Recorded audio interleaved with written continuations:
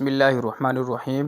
معزز طلباء کرام، آج کی ویڈیو میں ہم آپ کو بتائیں گے کہ بسا اوقات عربی کلام میں اور عربی کتب میں ایسے الفاظ آ جاتے ہیں کہ جن کو پہچاننا ہمارے لیے مشکل ہوتا ہے کہ آیا کہ یہ لفظ عجمی ہے یا عربی لفظ ہے۔ ایسے کئی الفاظ عربی کلام میں استعمال ہوتے ہیں کہ جو عجمی ہوتے ہیں۔ اسی وجہ سے ایک جو سبب ہے غیر منصرف کا، جو 9 علتیں ہیں، ان میں سے ایک علت عجمہ بھی ہے۔ تو عجمی لفظ عربی میں آتے ہیں تو ان میں ہمیں فرق معلوم نہیں ہوتا، تو اس فرق کے حوالے سے ہم آج 10 نکات سنیں گے، پڑھیں گے۔ عربی اور عجمی اسماء میں فرق کا کوئی خاص قاعدہ کلیہ تو نہیں ہے۔ جتنی عربی لغت پہ آپ لوگ کو مہارت حاصل ہوگی، اسی قدر آپ کو عربی اور عجمی میں فرق واضح ہو سکے گا۔ البتہ عربی زبان کے مؤلفین نے ان الفاظ کو نمایاں طور پر پیش کیا ہے جو در حقیقت بنیادی طور پر غیر عربی الفاظ ہیں اور عربی میں داخل ہیں۔ انہوں نے ان الفاظوں کو نمایاں کیے ہیں۔ ابو منصور جوالیکی، انہوں نے اپنی کتاب المعرب من الکلام الاعجمی علی حروف المعجم، اس کے اندر انہوں نے اس موضوع پر تفصیل سے کلام کیا ہے۔ چند نکات ان میں سے درج ذیل ہیں۔ یہ کہتے ہیں کہ کسی بھی عربی لفظ میں جیم اور کاف جمع نہیں ہوئے، یعنی جیم اور کاف ایک ہی لفظ میں۔ کلام عرب میں ایسا لفظ نہیں ہے کہ جس میں جیم اور کاف ایک لفظ میں جمع ہوئے ہوں، کاف یہ قلم والا۔ کہتے ہیں کہ جب بھی کسی لفظ میں اکٹھے آ جائیں تو سمجھ لیں کہ یہ لفظ عجم سے عرب میں داخل ہوا ہے۔ انہوں نے مثال دی ہے جیسے جرندہ کن، اجوکو، الجوک اور القبجو۔ اسی طرح کہا کہ اگر کسی لفظ میں جیم اور صاد یہ ساتھ جمع ہو جائیں تو یہ بھی لفظ غیر عربی ہوگا، یعنی یہ بھی عربی نہیں ہوگا، یہ بھی غیر عربی ہوگا۔ ان کی مثال دیتے ہیں جیسے الجسو، السولجان اور السہریج۔ اسی طرح کہتے ہیں کہ عربوں کے کلام میں ایسا اسم نہیں آتا جس میں نون کے فوراً بعد را آتا ہو۔ نون کے فوراً بعد را بھی کلام عرب میں ایسا کوئی لفظ نہیں ہے کہ آیا ہو۔ اگر ایسا ہوگا تو یہ جو لفظ ہے وہ عجمی سے عربی ہوگا۔ مثال جیسے نرجس ہے یا نرس ہے یا اسی طرح نرجتن ہے۔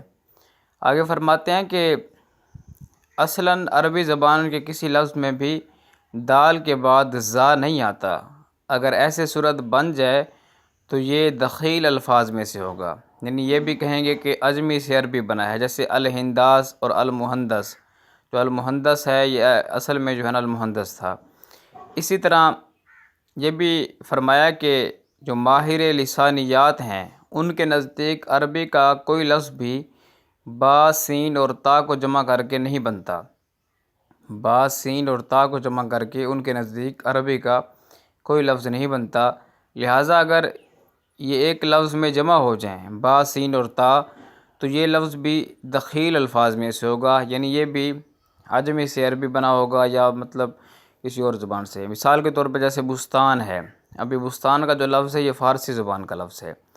اسی طرح فرماتے ہیں کہ قدیم دور کے عرب ماہر لسانیات وہ کہتے ہیں کہ سین اور ذال کے حروف عربوں کے کلام میں جمع نہیں ہوتے۔ انہوں نے مثال دی ہے جیسے الساذج ہے، الاستاذ ہے، یہ عربوں کے کلام میں جمع نہیں ہوئے سین اور ذا، تو لہٰذا اگر یہ آتے ہیں تو ہم کہیں گے کہ یہ عجمی لفظ ہے۔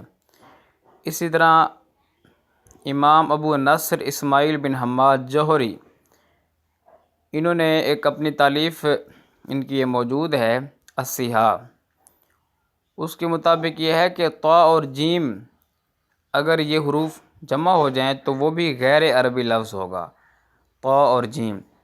اسی طرح تا اور طا بھی عربوں کے کلام میں ایک لفظ میں جمع نہیں ہو سکتے۔ مثال کے طور پر لفظ التست ہے۔ اسی طرح فرماتے ہیں کہ اصلاً عربی کے لفظ میں کاف، جیم، کاف اور قوف جمع نہیں ہو سکتے۔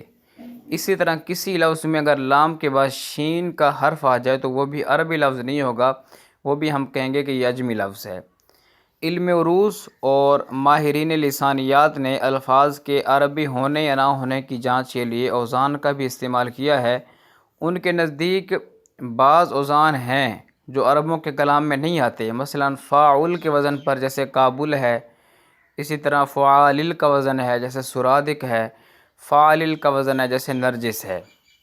لیکن یہ سارا کچھ سننے کے بعد یہ بات یاد رہے کہ مذکورہ الفاظ کا جمع ہونا کسی لفظ کے غیر عربی ہونے کو جانچنے کے لیے یہ واحد پیمانہ نہیں ہے کہ اگر اسی طرح ہوگا تو ہم کہیں گے صرف یہ ایک ہی پیمانہ ہے، اگر یہ ہوگا تو عجمی ہوں گے لفظ، اگر یہ والے معاملات نہیں ہوں گے تو عربی ہوں گے، ایسی بات نہیں ہے، بلکہ یہ محض ایک عمومی لاگو کیا جانے والا ایک معیار اور پیمانہ ہے۔ ایسے بہت سے غیر عربی الفاظ ہیں جن پر یہ پیمانہ لاگو نہیں ہوتا، کیونکہ ان الفاظ میں مذکورہ حروف جمع نہیں ہوتے۔ یعنی ایسے الفاظ ہیں کہ یعنی وہ والے تو یہ جو ہم نے قاعدے بیان کیے یہ تو نہیں ہوتی، لیکن اس کے باوجود بھی وہ لفظ جو ہوتے ہیں عجمی ہوتے ہیں، تو پھر اور بھی طریقے علماء نے ذکر کیے ہیں کہ اگر یہ والی نشانیاں پائے جائیں تو وہ لفظ جو ہے عجمی ہوگا، عربی نہیں ہوگا، اور بعض نے وہ اوزان بھی مقرر کیے ہیں کہ ان اوزانوں پر اگر وہ آ جاتے ہیں تو وہ یہ کہتے ہیں کہ یہ عجمی سے عربی بنا ہے۔ تو اس طرح اور بھی ایسے جو ہے نا پیمانے موجود ہیں جن سے عجمی اور عربی کی پرکھ کی جا سکتی ہے۔ تو یہ ہم نے آپ کو مختصر سا بتایا کہ 10 ایسے نکات ہیں کہ جن سے ہمیں پتہ چلے گا کہ یہ لفظ عجمی ہے یا عربی ہے۔